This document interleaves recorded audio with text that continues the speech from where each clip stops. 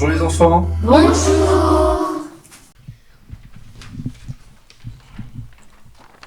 je m'appelle Aya. Pourquoi avez-vous choisi de faire ce travail? Postulé avec la mère et on m'a accepté après de travailler pour eux. Je m'appelle Timéo. Depuis combien de temps faites-vous ce travail? Je fais ce travail depuis exactement maintenant 1 an et demi. Je m'appelle Pierrot. Combien de temps travaillez-vous par jour et travaillez-vous la nuit? 7h30. Et ça peut m'arriver de travailler la nuit si on a appelé pour faire des astreintes au niveau du week-end, vendredi soir ou lundi matin. Et ça, c'est des cas exceptionnels. Mais qu'est-ce que c'est une astreinte? On a un téléphone portable, en fait, le week-end. On peut être appelé soit par le maire, un élu ou un chef requête de cadre qui nous appelle en cas de problème sur la voie publique. Soit des détritus, des dépôts sauvages qui ont été mis, qui gênent pour la sécurité aussi des gens. Je m'appelle Titouan. Travaillez-vous en équipe? Alors moi, j'ai la chance de travailler en équipe, en binôme, avec une personne qui a plus d'expérience que moi et qui m'a permis de connaître beaucoup plus vite au niveau des gestes et de comment travailler proprement et efficacement. Je m'appelle Simon. Dans quelle zone travaillez-vous? Alors, je travaille dans la zone de Yves-Plaine, mais ça peut m'arriver de travailler à Yves-Bourg et Yves-Morin.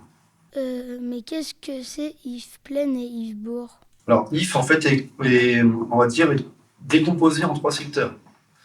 Donc, Yves-Plaine, c'est où vous êtes, normalement, si je ne me trompe pas, à l'école, au niveau de la Grâce de Dieu Guérinière. Et en fait, après, Yves-Bourg, c'est le côté le plus vieux de Yves. Et qui est aussi une toute petite partie du côté où il y a la zone industrielle ou derrière Leclerc, où il y a une petite zone qui s'appelle Yves-Bras. Je m'appelle Martin. Avec quoi vous déplacez-vous? On a la chance d'avoir un véhicule motorisé, donc un véhicule, une voiture, avec de quoi pouvoir stocker les poubelles qu'on enlève, soit des corbeilles ou qu'on trouve en dépôt sauvage. Et forcément, de temps en temps, on dépose le véhicule ou si on a un secteur où on ne peut pas aller en véhicule, on y va à pied. Je m'appelle Ziad. Avec quoi ramassez-vous les déchets? On ramasse les déchets, donc forcément on est muni de pays. On a des gants et on a une petite pince métallique, en fait, qui est une petite gâchette pour ramasser et qui attrape le papier ou la bouteille ou n'importe quel détritus qui est au sol ou dans une poubelle. Et vous les... On met ça dans un sac poubelle et après on met ça dans notre véhicule. Je m'appelle Elmira. Est-ce que les personnes que vous croisiez vous respectent-ils? La plupart des gens, oui, nous respectent, mais il y en a d'autres que ça gêne un petit peu des fois. Quand on se met, tout dépend où on se gare au niveau du véhicule. Des fois, on essaye de ne pas gêner les gens, mais il y a toujours des gens qui sont mécontents.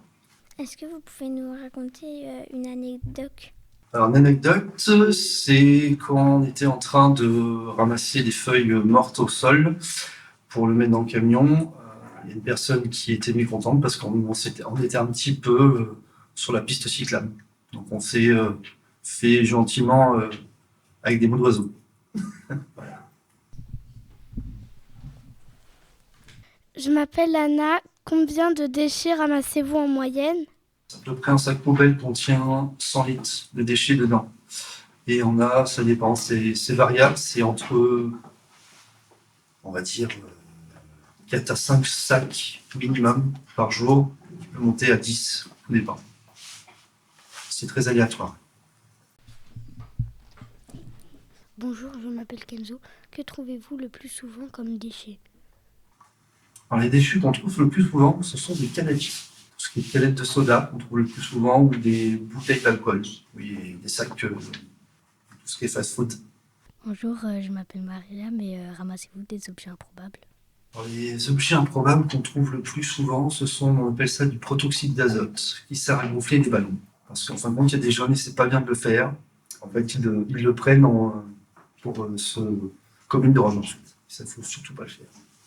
Cette bouteille d'azote, on la stocke, on la met de côté pour l'instant, parce que vu que dedans c'est de l'azote, c'est du gaz, donc ça sera trié comme des bouteilles de gaz. Et en fait, ça ressemble à quelque chose une bonbonne métallique, comme des bouteilles de plongée qu'on utilise pour aller dans l'eau, mais en beaucoup plus petit, avec un petit embout en plastique qui permet justement de propulser ce gaz-là et de gonfler un ballon en plastique.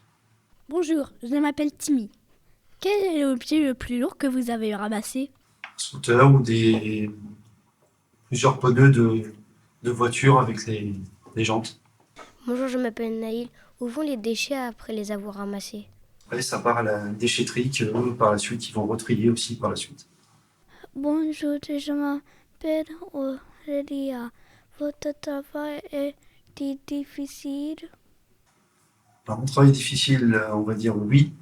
Pour comme on a parlé tout à l'heure, surtout c'est des choses qu'on prend dans les déchets sauvages, qui sont très volumineux, très lourds, et qu'on n'a pas forcément des fois le matériel ou adéquat au moment qu'on doit les enlever. Et après, difficile de courir après un papier qui s'envole quand il y a trop de vent. C'est plus des fois contraignant que difficile. Bonjour, je m'appelle Maya. Qu'est-ce que vous appelez déchets sauvages? C'est un déchet, n'importe quelconque. Ça peut être un sac poubelle ménager qu'on enlève de chez nous, mais qu'on dépose à un endroit qui n'est pas approprié. Donc, un endroit qui n'est pas approprié, c'est un endroit où il n'y a rien du tout, il n'y a pas de déchetterie. Ça peut être sur la voie publique, comme ça, jeté.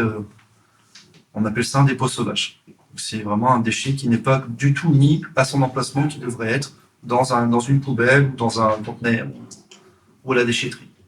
Pourquoi il y a des gens qui font ça? Je pense qu'il y a des gens qui font ça, c'est parce qu'en fin de compte, ils ont la fainéantise d'aller soit en déchetterie ou de déposer dans un lieu adéquat. Bonjour, je suis la maîtresse. Je voulais savoir si c'était vous qui êtes en charge de ramasser toutes les poubelles qu'on voit sur le trottoir, les poubelles publiques qui sont installées par la commune. Ce qui est public, on va dire les arrêts de bus, tout ce qui est dans les écoles, tout ce qui est à bord des parkings, etc. Ce sont des poubelles publiques que nous ramassons tous les jours. Bonjour, je m'appelle Anna. Trouvez-vous votre métier utile et pourquoi?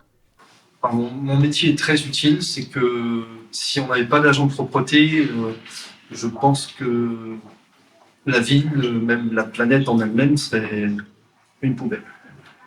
Au revoir les enfants. Au revoir.